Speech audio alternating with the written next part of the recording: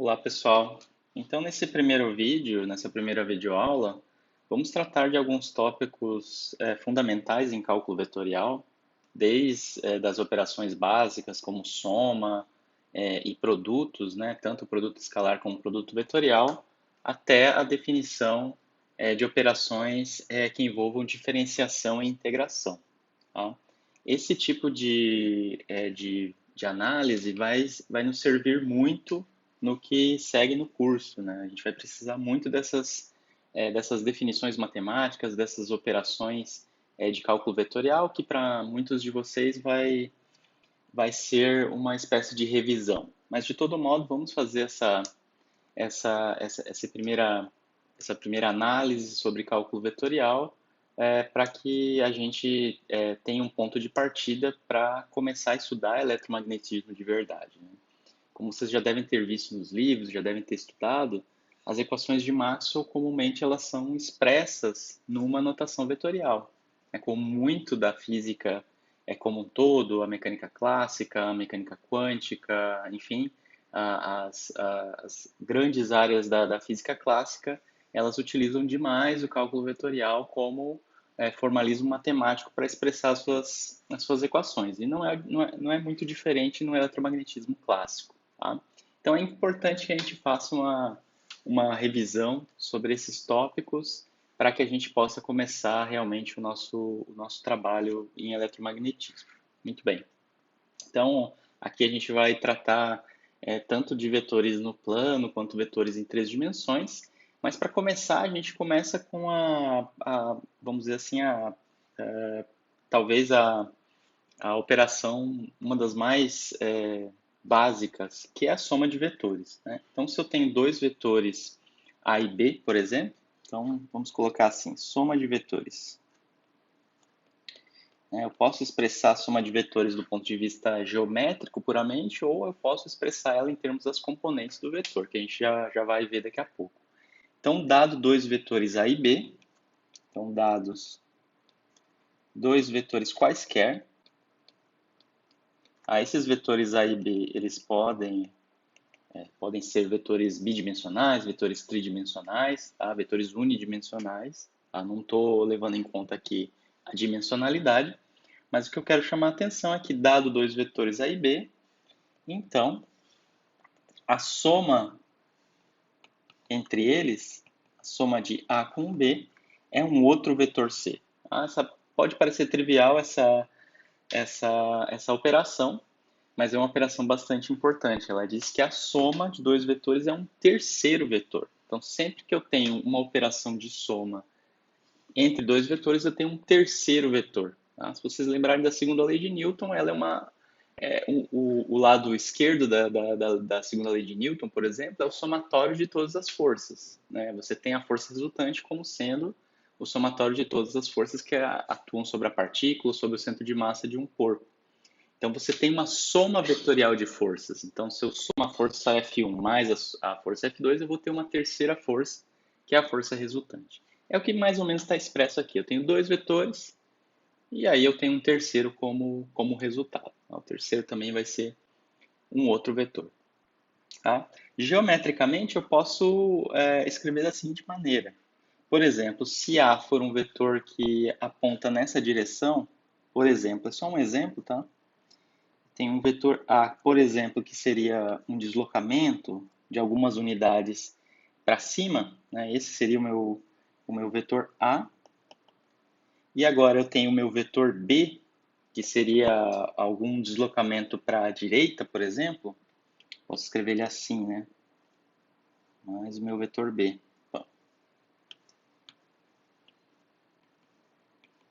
Então, tem um deslocamento para cima por algumas unidades, um deslocamento para a direita por algumas unidades, né? Eu posso escrever o vetor soma, né, ou o vetor deslocamento, se isso aqui realmente forem deslocamentos, né, o A for um deslocamento para cima e o B for um deslocamento para o lado, o vetor resultante vai ser a soma deles, que é geometricamente expresso dessa maneira. Tá? Esse vetor em vermelho, esse vai ser o meu vetor C.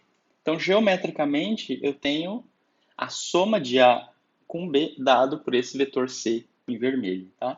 Isso aqui não tem mistério.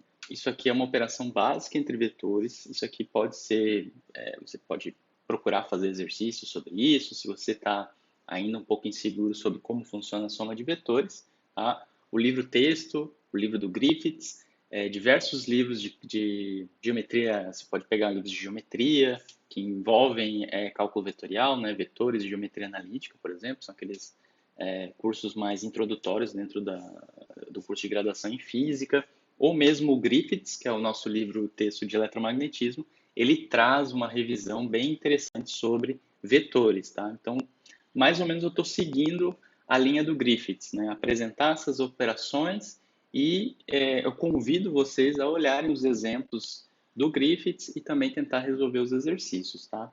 Então, a princípio é isso. Temos a soma de vetores.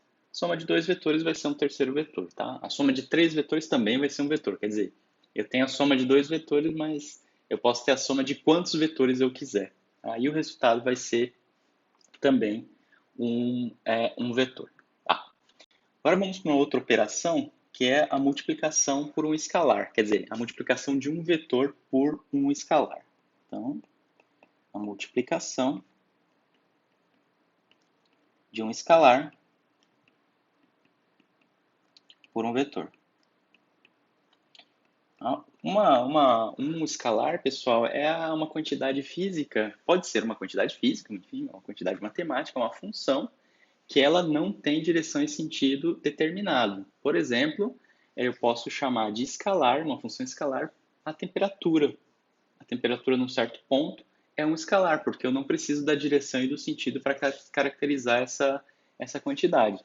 Ao contrário da velocidade, da aceleração, da força, do momento, que são quantidades vetoriais. Eu preciso saber a direção e o sentido dessas quantidades para descrevê-las, né? Para descrever o sistema físico onde eu necessito dessas quantidades. Então, quando eu falo em escalar, eu estou falando de uma função ou mesmo de um número. Tá? Uma função que depende das coordenadas, mas não é vetorial, ou mesmo de um número. Tá? Então, dado um escalar positivo, por exemplo, alfa, vou chamar de alfa, então dado um escalar que eu vou chamar de alfa, pode ser um f, enfim, é uma função que não tem direção e sentido determinado porque ela não precisa, ela não tem essas características. Então, dado um escalar alfa, se eu pegar esse alfa e multiplicar por um vetor a, por exemplo, eu vou ter um outro vetor b. Tá? Então, a multiplicação de um escalar por um vetor é um outro vetor também. Mas o que acontece? Significa que eu vou pegar o alfa, essa minha função escalar, e multiplicar por cada uma das componentes de A, dando origem a um outro vetor B. Tá? Então, o alfa ele vai atuar sobre as componentes do meu vetor, dando origem a um terceiro vetor. Tá? A multiplicação por um escalar, né, de um escalar por um vetor, ela segue, né, uma regra distributiva. Por exemplo, né, se eu tenho alfa vezes a soma de A por B, isso aqui obedece à distributiva, então isso aqui é alfa vezes A mais alfa vezes B. Tá? Então eu posso jogar esse alfa para dentro dessa soma tranquilamente, porque ela só atua, né, como eu falei, sobre as componentes do vetor. Muito bem. Então é mais uma operação. Então aqui a gente tem a multiplicação de um escalar por um vetor. Agora o que eu quero definir é uma quantidade que é obtida através do produto de dois vetores. Mas tem duas maneiras de realizar o produto de dois vetores. Uma é através do produto escalar e a outra através do produto vetorial. Tá? Então vamos, a gente já olhou a multiplicação de um escalar para um vetor, agora vamos olhar para o produto de dois vetores, tá? Mas aí vamos olhar para um deles, que é o produto escalar ou produto interno. Tá? Então, produto escalar, também chamado de produto interno. Tá? Essa é uma multiplicação entre dois vetores, cujo resultado é um escalar.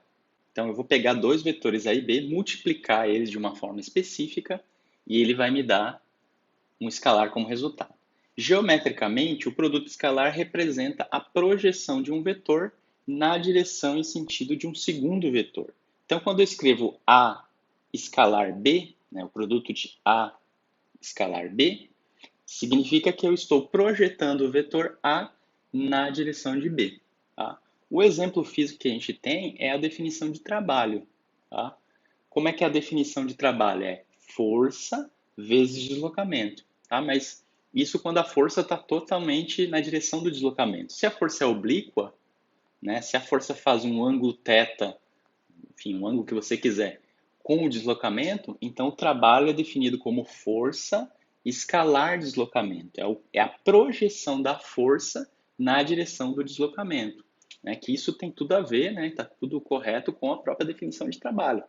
A parte da força, digamos assim, as componentes da força que realizam o trabalho são aquelas que estão no mesmo eixo que o deslocamento. Tá? Então, o produto escalar tem digamos assim, uma aplicação direta dentro da física, que é a definição de trabalho. Muito bem. Então, dado dois vetores A e B, eu posso definir o produto interno ou o produto escalar como dessa maneira. Eu denoto dessa maneira. Isso se lê como A escalar B. A escalar B vai dar um escalar que é dado da seguinte maneira. É igual ao módulo de A vezes o módulo de B vezes o cosseno do ângulo entre esses dois vetores. Então, prestem atenção para quem não tem familiaridade, para quem está meio esquecido, então prestem atenção nessa operação.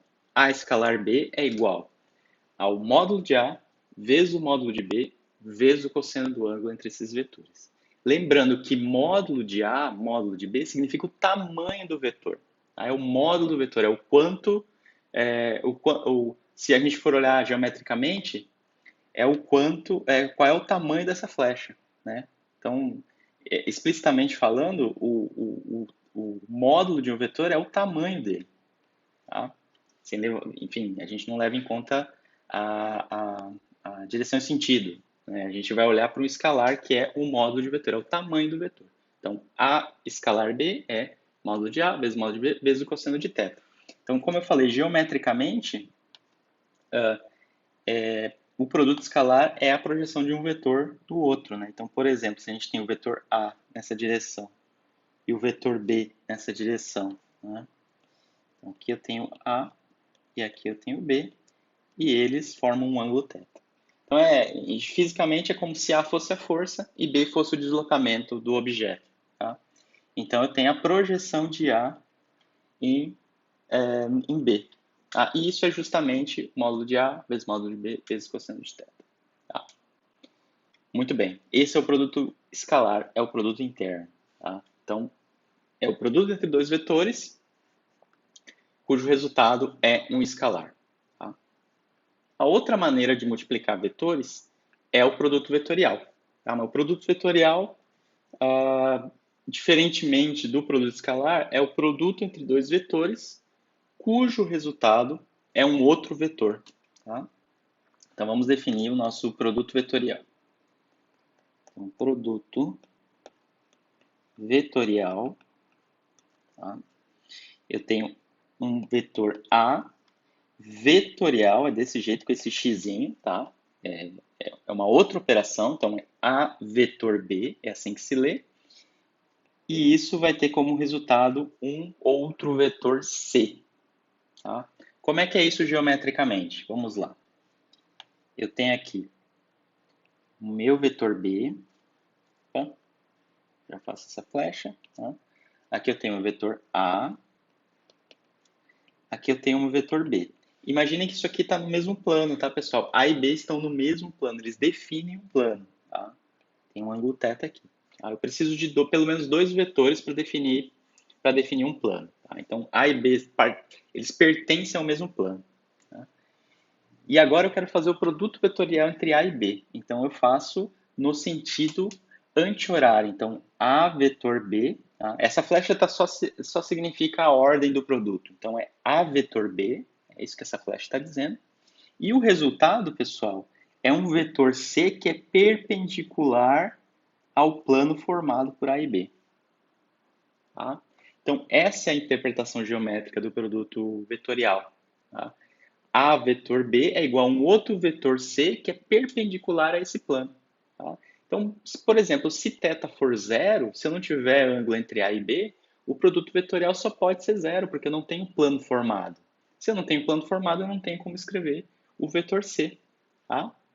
Então, A vetor B igual a C, fazendo nesse sentido anti-horário, tá? Agora, se eu tomar o contrário, se eu tomar B vetor A, tá? Se eu mudar a ordem do produto, né? Será que vai alterar o resultado? Tá? Então, eu tenho B vetor A. Nesse caso, agora, pessoal, o resultado é menos C.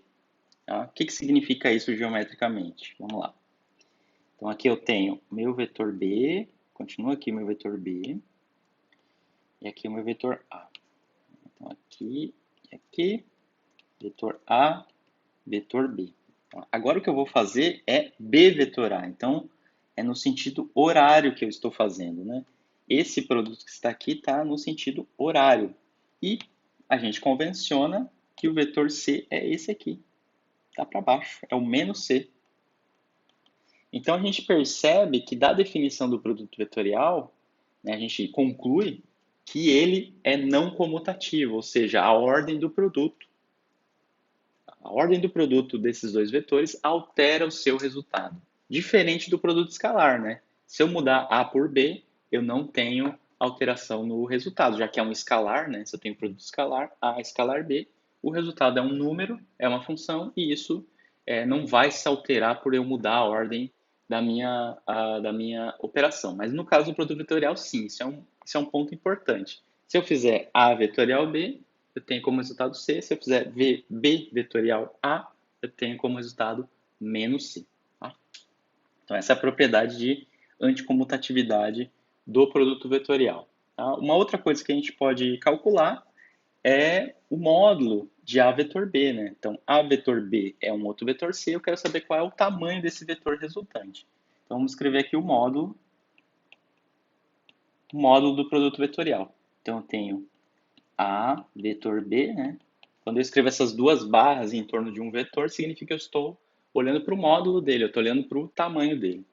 Então, isso aqui é igual a módulo de A vezes módulo de B vezes o seno do ângulo entre eles, tá? E isso justamente é o módulo do vetor resultante C, tá? Então, se eu quiser saber o tamanho deste vetor C, eu tenho que calcular o módulo desse produto vetorial, já que C é o resultado do produto vetorial de A por B. Tá? Então, tem maneiras de calcular, enfim, maneiras de calcular o produto vetorial através do determinante, enfim, a gente pode construir uma matriz com as componentes do vetor A, do vetor B, isso a gente pode fazer, tá? Mas por enquanto é só uma apresentação bem básica dessas operações. Né? Soma de vetores, multiplicação por escalar, produto escalar e produto vetorial, tá? Tem mais coisas aqui, a gente poderia olhar para as propriedades, né? Além dessa propriedade de não comutatividade, mas isso fica como leitura, tá? Isso fica como alguma leitura suplementar que você possa fazer no livro texto, tá? Aqui na videoaula eu não vou abordar tanto esses detalhes, tá? A não sei que seja necessário. Muito bem. O outro ponto que eu quero abordar agora é uma expressão, né, uma representação de vetores em termos de suas componentes. Tá? E que é uma representação útil, na verdade é a representação mais útil que a gente pode ter aqui, principalmente pensando num curso de mecânica clássica ou eletromagnetismo. Tá? Então vamos lá, vetores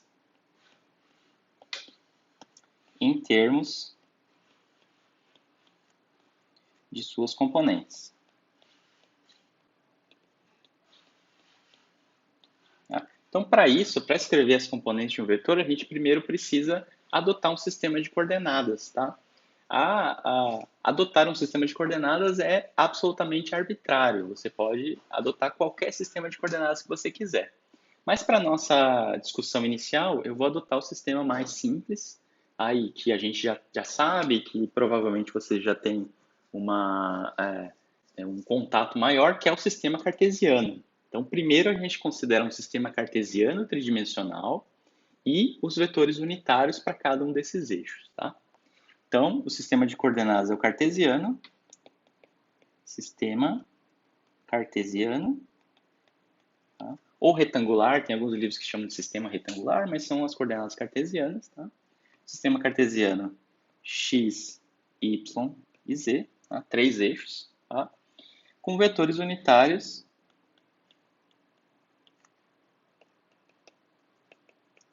aqui a gente convenciona chamar de x chapéu, que é o vetor unitário no eixo x, y chapéu, vetor unitário no eixo y, e z chapéu, vetor unitário no eixo z. Tá? Isso para o sistema cartesiano, tá, pessoal? Se fosse o sistema de coordenadas esféricas, eu teria outro conjunto de vetores unitários. Se fosse o sistema de coordenadas cilíndrico, seria outro conjunto de vetores unitários. Mas para nossa discussão inicial, basta a gente desenvolver essa discussão no sistema de coordenadas cartesiano. Tá?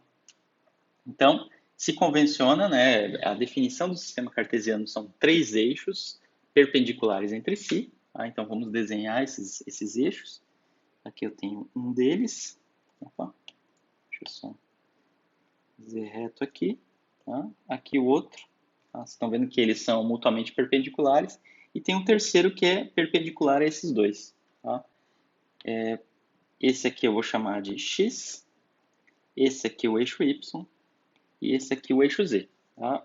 E eles todos têm uma origem comum, né? Esse pontinho aqui que é a origem do meu sistema de coordenadas. Para cada um desses eixos, eu vou definir um vetor unitário, tá? Que aponta sempre, a partir da origem, né? Aponta no sentido do aumento daquela coordenada. Né? Então, por exemplo, no eixo x, eu tenho o vetor unitário, deixa eu fazer aqui, vetor unitário, que eu vou chamar de x chapéu. A x chapéu aponta no sentido do aumento da coordenada x, para onde ela aumenta. Né? Então, ele sai de zero e aponta na direção do aumento de x. Tá? Essa é a definição desse vetor unitário x. O vetor unitário y chapéu é definido de maneira análoga. Né? Eu imagino que vocês já tenham visto isso no seu curso de geometria analítica. O z da mesma forma. Tá? Aqui está o z chapéu. Tá? Então, os vetores unitários, eles apontam na direção que as coordenadas aumentam, né? A partir da origem. Tá? Então, eles guardam essa estrutura do sistema de coordenadas. Né? Eles são mutuamente ortogonais, né? E tem norma 1. Né? Norma é o módulo, né? É outra maneira de dizer módulo. Então, o tamanho desses vetores é uma unidade. E apontam sempre no sentido do aumento daquela coordenada. Muito bem. Então, dada essa estrutura, dado o sistema de coordenadas, né, primeiro uma origem, e aí a partir dessa origem a gente constrói o sistema de coordenadas, e a partir do sistema de coordenadas a gente define vetores unitários. Com essa estrutura montada, a gente pode escrever qualquer vetor em 3 dimensões como combinação linear de x chapéu, y chapéu e z chapéu. Imaginem o seguinte, cada um desses vetores tem tamanho 1. Então, eu posso combinar esses vetores, já que eles são a unidade, eu posso somar, eu posso multiplicar por escalares para formar qualquer vetor no espaço tridimensional. Seja esse vetor um vetor posição, seja um vetor deslocamento, seja um vetor força, um vetor velocidade, qualquer vetor que vocês imaginarem em 3 dimensões, eu posso escrever como combinação linear de x chapéu, y chapéu e z chapéu. Tá? Então, por exemplo, um vetor A, em 3 dimensões, ele vai ter 3 componentes. Tá? Ele vai ter uma componente no eixo x, em relação ao eixo x, que eu vou chamar de AX x chapéu. Então, esse primeiro termo, AX x chapéu, é o quanto desse vetor A está no eixo x. Tá? O AY y chapéu, que é em relação ao eixo y, e o AZ z chapéu. Vejam, AX, AY e AZ são números, tá? São as componentes do vetor em cada eixo, e x chapéu, y chapéu e z chapéu, eles trazem a natureza vetorial da quantidade. Né? Então, AX, vamos colocar assim, AX, AY e AZ são as componentes de um vetor. Componentes de A, né? De um vetor qualquer. Então, dadas as componentes, eu tenho como construir o vetor. Se eu sei quanto vale cada uma dessas componentes, a x, a y, a z, eu tenho como construir o vetor. Então, isso é o que eu chamo de representação em termos a representação de um vetor em termos as suas componentes, tá? A gente pode definir a soma de dois vetores em termos das suas componentes, né? Por exemplo, se eu tenho A mais B, tá? Então, em vez de eu fazer aquela abordagem geométrica, eu posso somar dois vetores a partir das suas componentes. Então, o vetor resultante de A e B vai ser a componente x de A mais a componente x de B na direção de x chapéu, mais a componente y de A mais a componente y de B em y chapéu, e mais a componente z a componente z de A mais a componente z de B em z chapéu, né? Fica muito mais simples a realizar soma, subtração, multiplicação de vetores quando eu lido com as componentes, tá? Porque eu não preciso tá fazendo desenhos muito complicados, fazendo somas geométricas que podem muitas vezes serem difíceis, né? Principalmente em mais dimensões, né? Dimensões além das duas dimensões que a gente está acostumado dos vetores no plano. Por exemplo, vetor em três dimensões já fica um pouco mais complicado. E a representação em termos das componentes ajuda a gente a realizar essas operações de maneira mais direta. Tá? Outra coisa que eu tenho que falar, depois dessa representação em termos de componentes, é como calcular o módulo de um vetor. Tá? Então, o módulo de um vetor, tá? A gente usa o teorema de Pitágoras. Tá? Vamos pegar um vetor em duas dimensões, mas essa análise também vale para três dimensões, tá, pessoal? Só vou fazer em duas dimensões porque fica mais fácil fazer o desenho. Mas nada disso algo que não possa ser generalizado para mais dimensões. Então, vamos pegar o nosso sistema em duas dimensões. Tá? São dois eixos que eu preciso em três dimensões. Aqui eu tenho o eixo x, aqui eu tenho o eixo y. Tá? Vamos considerar agora um vetor A qualquer. Né? Esse é o meu vetor A. E ele faz um certo ângulo θ com o semi-eixo positivo dos x, né? O semi-eixo positivo do eixo x. Tá? E agora eu quero calcular qual é o tamanho desse vetor. Né? Então vejam o seguinte, eu posso construir um triângulo retângulo com as componentes desse vetor. Né? Então a componente de A no eixo x é esse vetor que eu vou desenhar agora. Ó. É esse aqui. Opa. Desculpa. Deixa eu voltar aqui. Aqui, ó. É esse em vermelho. E a componente do vetor A no eixo y é esse outro vetor aqui em vermelho. Vamos escrever os nomes deles. Esse aqui é o AX, né? Ele tem módulo AX. E essa outra parte tem módulo AY. Tá? E aí como é que fica o módulo de A? Se eu olhar e perceber que isso aqui é um triângulo retângulo, eu posso simplesmente escrever que módulo de A ao quadrado, né? Hipotenusa ao quadrado, é igual a um dos catetos ao quadrado mais o outro cateto ao quadrado. Tá? Então, a soma dos quadrados dos catetos é igual ao quadrado da hipotenusa. Tá? Foi isso que eu usei aqui. Portanto, o tamanho de A, né, é igual a ax ao quadrado mais ay ao quadrado elevado a 1 meio, né? A raiz de ax ao quadrado mais ay ao quadrado. Então, esse aqui é o módulo do vetor A em três dimensões. Em duas dimensões. Em três dimensões, eu tenho a seguinte generalização. Dá para mostrar isso? Eu não vou fazer agora, mas você pode, se quiser, me pergunte que eu ajudo você a fazer essa demonstração. Tá? Você pode escrever ele dessa maneira. Ou seja, o módulo do vetor A, se ele tiver três componentes, se ele tiver em três dimensões, é o quadrado da sua componente em x, mais o quadrado da sua componente y, mais o quadrado da sua componente em z. Tá? Outras relações que a gente pode tirar desse triângulo retângulo são as seguintes. Né? Se a gente olhar para a definição da função cosseno de θ, né? desse ângulo θ que está aqui, né? Se eu escrever, por exemplo, cosseno de θ, tá?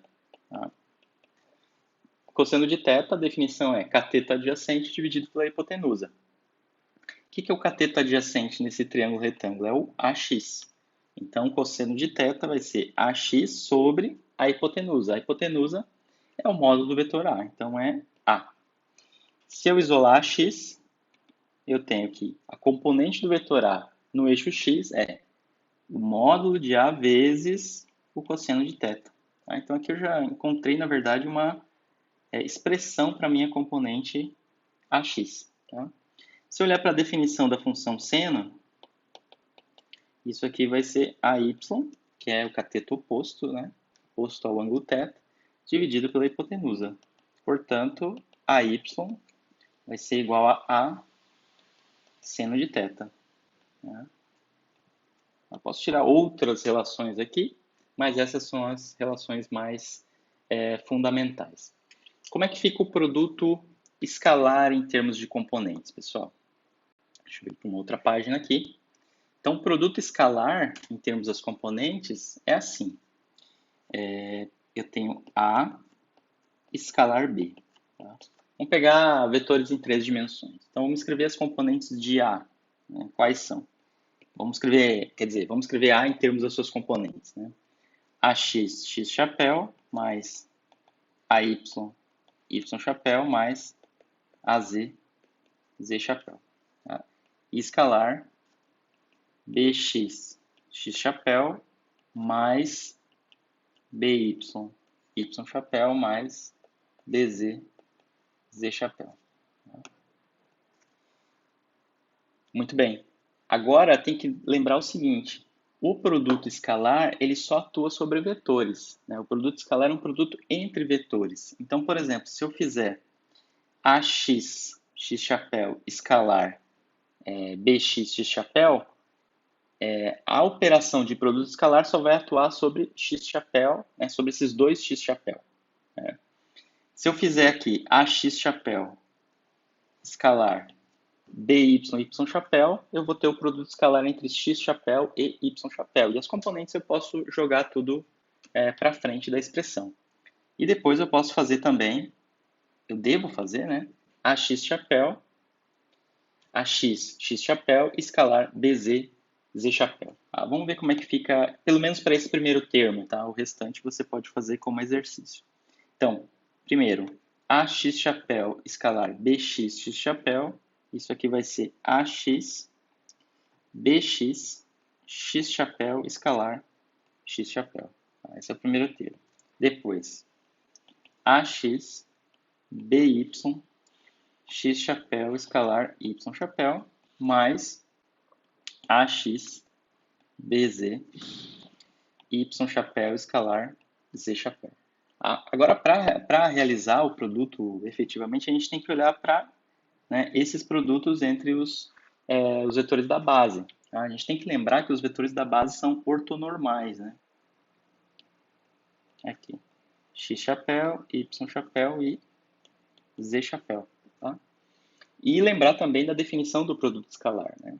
Então, X chapéu, por exemplo, X chapéu escalar X chapéu, como é que é? É módulo do primeiro vezes o módulo do segundo, que é 1, vezes o cosseno do ângulo entre eles. Tá? Qual é o ângulo entre X chapéu e ele mesmo? O ângulo é 0. Portanto, como tem que calcular o cosseno de 0, isso aqui é 1. Então, X chapéu escalar X chapéu é 1. Tá? Mesma coisa eu posso fazer para X chapéu escalar Y chapéu. Então, módulo do primeiro vezes módulo do segundo vai dar 1 vezes o cosseno do ângulo entre eles.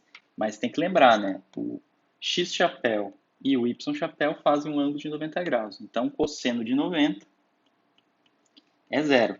Tá? Então, esse termo aqui vai ser 0. Esse primeiro vale 1. E o terceiro, opa, eu botei Y aqui, na verdade é X, né? Que é X chapéu, perdão. X chapéu, isso. Terceiro é X chapéu, escalar Z chapéu. Isso vai ser, a módulo vai dar 1. E o cosseno vai ser do ângulo de 90 graus também, né? Já que X chapéu e Z chapéu são perpendiculares. Então, isso aqui continua sendo 0. Então, vocês notam aqui que os únicos produtos vetoriais que vão sobreviver à operação vai ser sempre desse tipo, X chapéu escalar X chapéu, Depois, se você continuar essa operação, pegar esse segundo termo, você vai ver que o único que vai resistir que vai ser diferente de zero, vai ser y chapéu escalar y chapéu, que vai dar 1 também, e depois z chapéu escalar z chapéu, que vai dar 1 novamente. Tá? Então, fazendo essa conta direitinho, com todos os detalhes, o resultado vai ser o seguinte.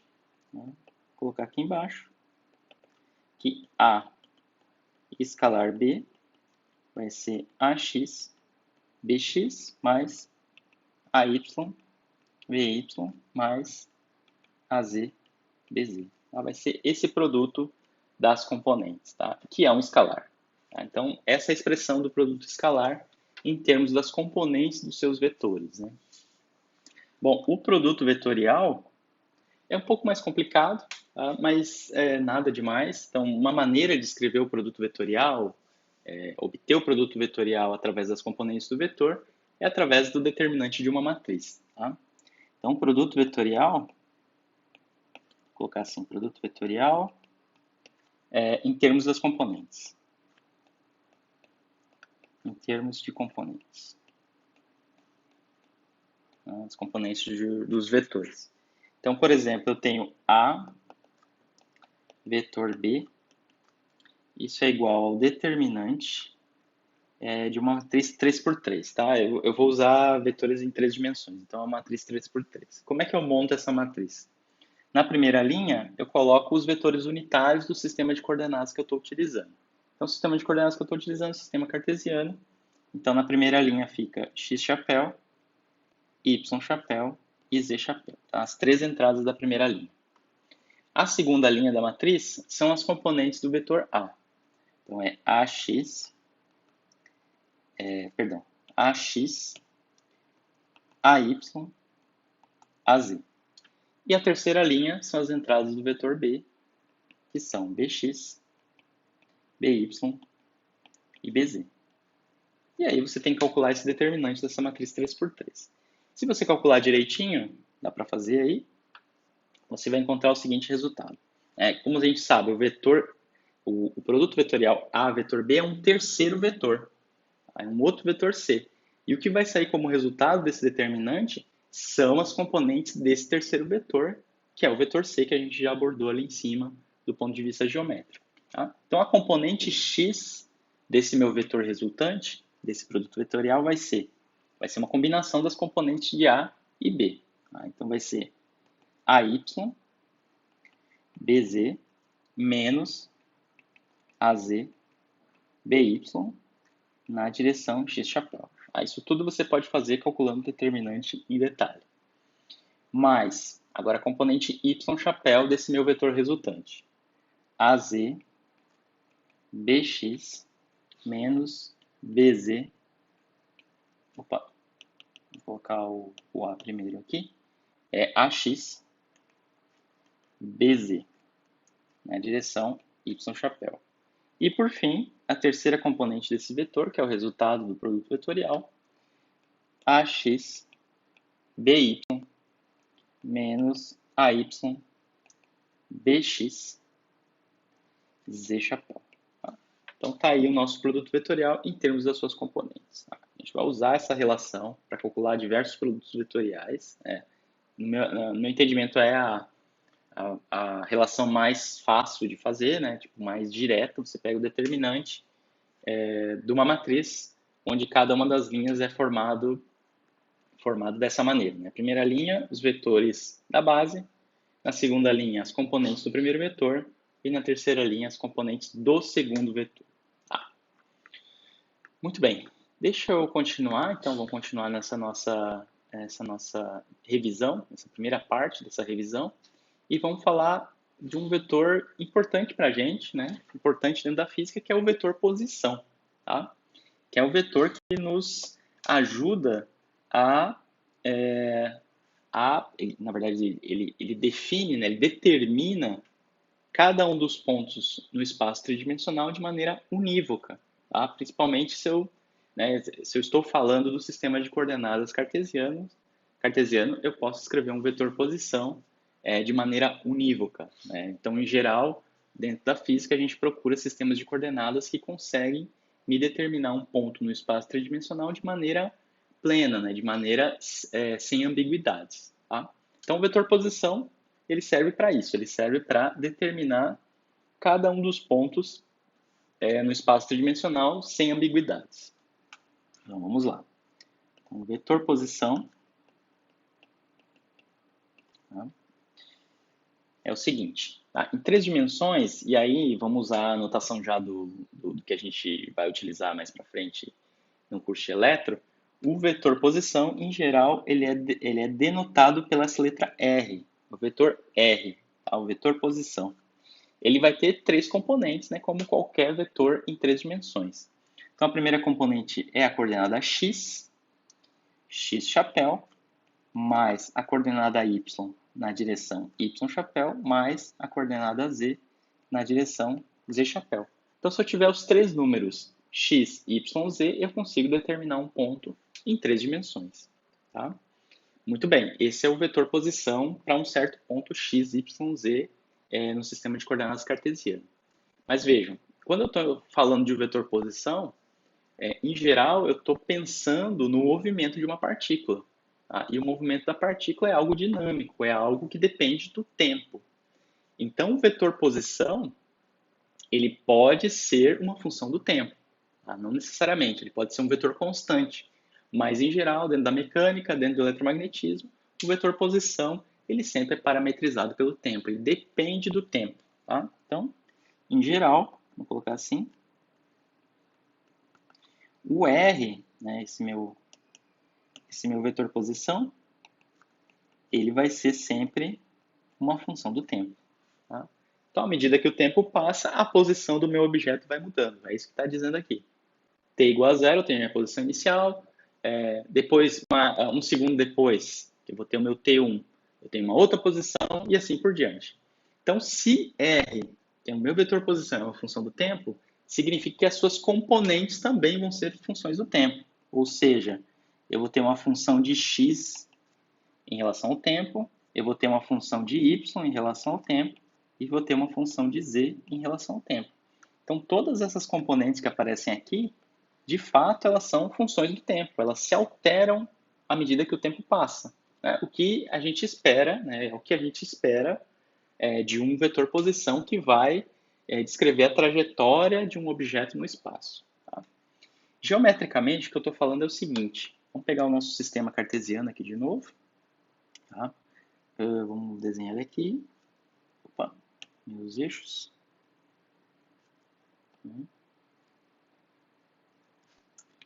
Aqui eu tenho x, y e aqui o meu z.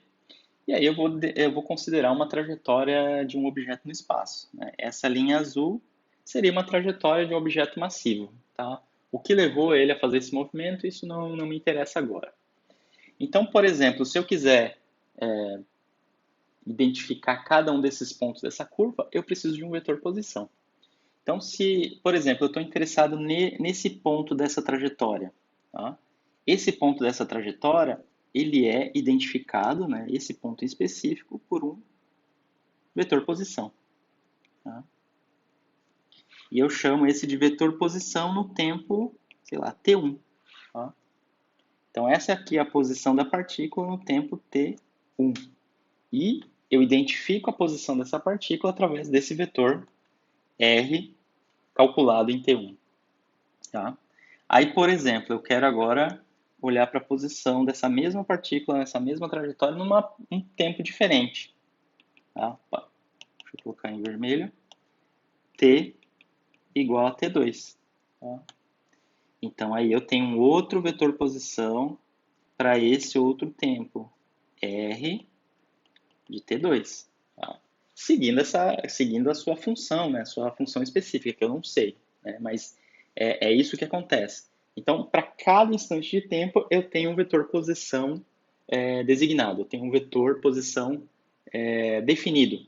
Tá? Então, aqui eu tenho duas posições em tempos diferentes e para cada uma delas eu tenho um vetor posição. Aí depois você pode perguntar qual foi o deslocamento. O deslocamento vai ser a diferença entre esses dois vetores. Tá? Muito bem. Uma coisa que a gente vai usar também, pessoal, bastante em exercícios, no decorrer do curso de eletromagnetismo, é a definição de vetor unitário, né? Vocês viram que a gente definiu vetores unitários de uma base, né? Base do sistema cartesiano, mas eu posso definir um vetor unitário na direção que eu quiser. Então, por exemplo, se eu tiver...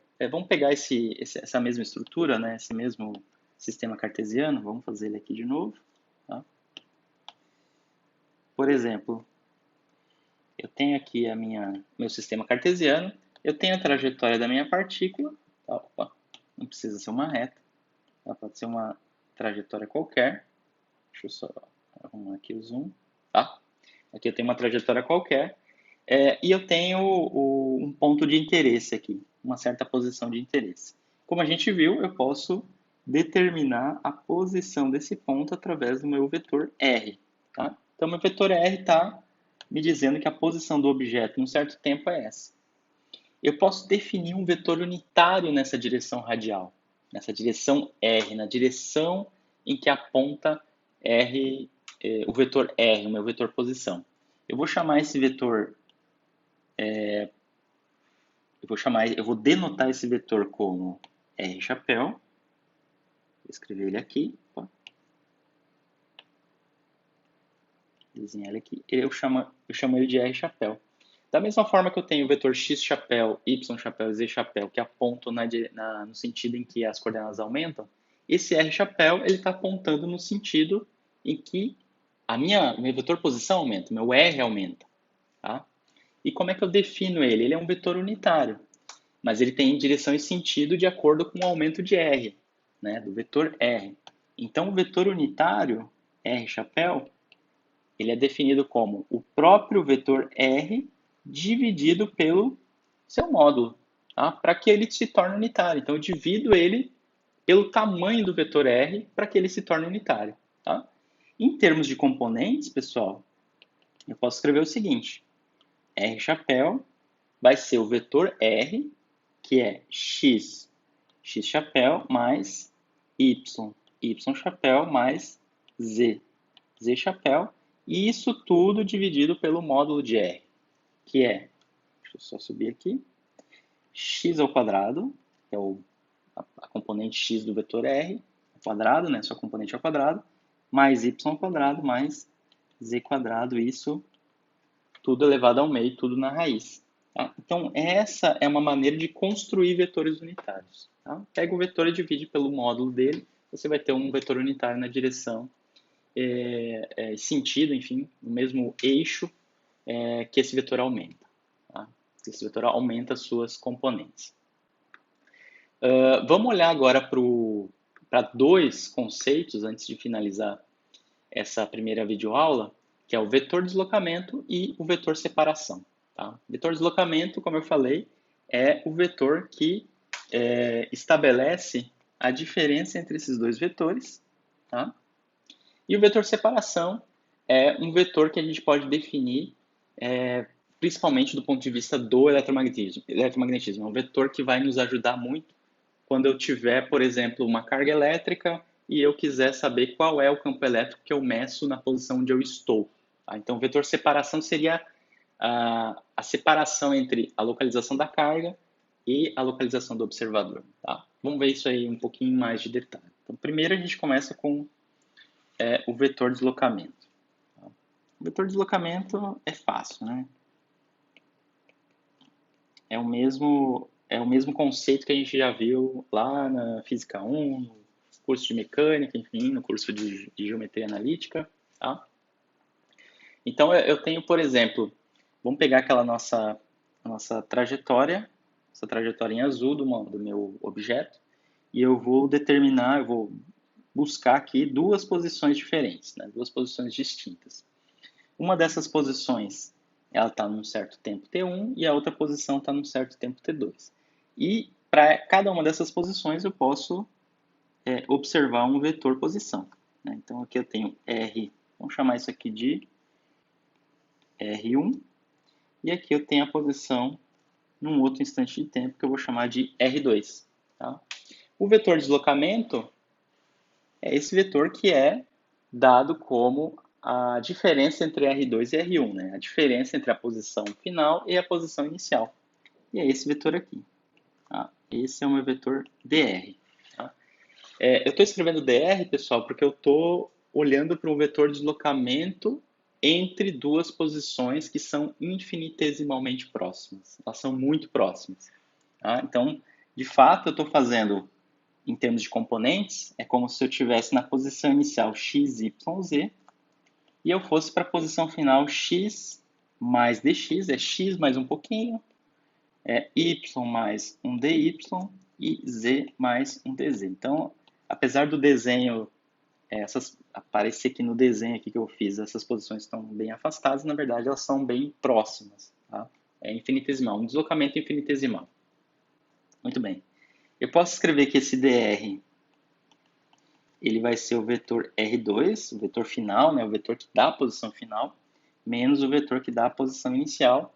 E isso, de fato, pode ser escrito como dx, x chapéu, mais dy, y chapéu, mais dz, z chapéu. Tá? Se você fizer essa subtração entre esses dois vetores, você vai encontrar esse resultado. Então, esse é o vetor de deslocamento infinitesimal, que vai ser usado bastante no que segue. Tá? Então, agora, vamos definir o meu vetor, o vetor separação. Tá? O que é o vetor separação? Tá? Então, o vetor separação, bom, a separação entre dois pontos. Tá? Um desses pontos vai estar a fonte do campo elétrico ou do campo eletromagnético. Tá? Então, em geral, vai ser a localização da fonte do campo elétrico. Tá? Vamos pegar agora termos já de eletrostática. E o outro ponto separado desse é a localização do observador. Tá? Então, primeiro, antes de definir o vetor separação, eu vou dizer o seguinte, que R, com uma linha aqui, R', tá? É assim que se lê, R', é a localização da fonte.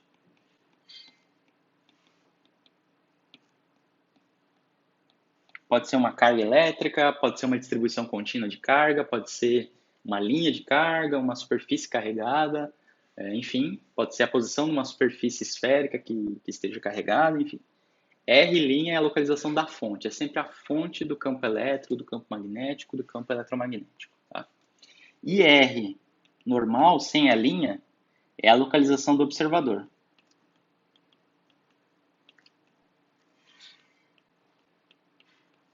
Tá? É onde eu estou. É onde o observador está medindo o campo elétrico, o potencial elétrico, seja lá a quantidade que você esteja interessado. Tá? Então, geometricamente, a gente pode fazer o seguinte. Aqui eu vou ter, nessa posição aqui, a minha carga, por exemplo, minha carga elétrica. Tá? E como a gente definiu, essa carga, a posição dessa carga vai ser denotada pelo vetor R'. Tá? E eu posso fazer o desenho aqui. Então, esse é o vetor posição da fonte, que é o meu R'. Tá? E aí vamos imaginar que eu estou nessa outra posição aqui. Aqui está o observador. Tá? A posição do observador é determinada pelo vetor... Opa, deu certo aqui.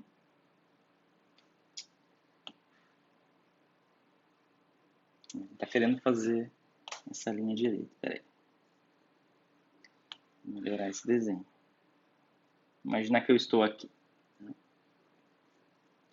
Aqui é a minha posição, é a posição do observador. E essa posição é denotada pelo vetor R, tá? Sem a linha. Então, sempre que tiver a linha, é a posição da fonte.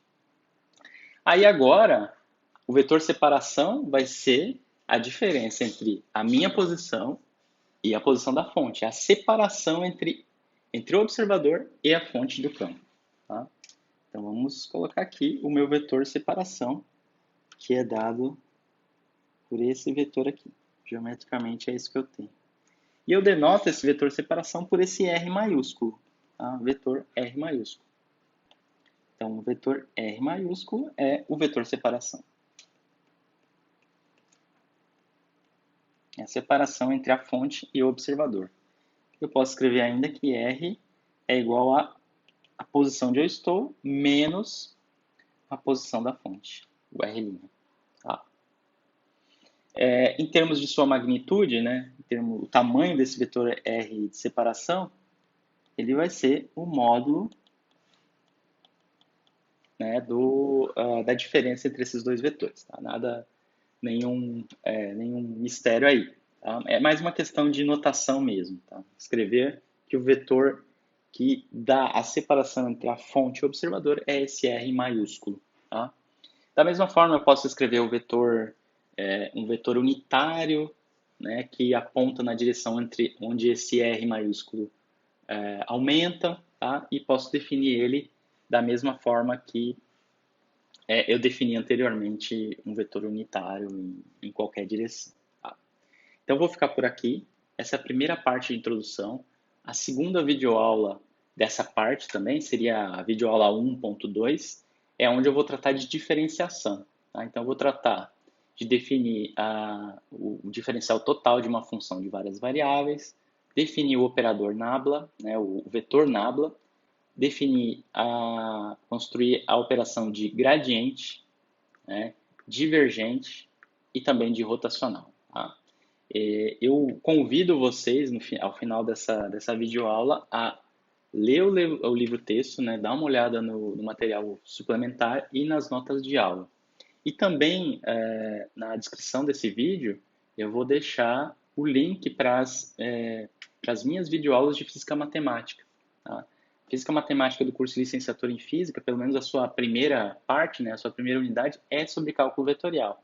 Então, quem se interessar mais, quem achar que essa videoaula e o material suplementar não é o suficiente, pode sempre olhar para essas outras videoaulas que eu já tenho gravado e que eu vou deixar disponível para vocês.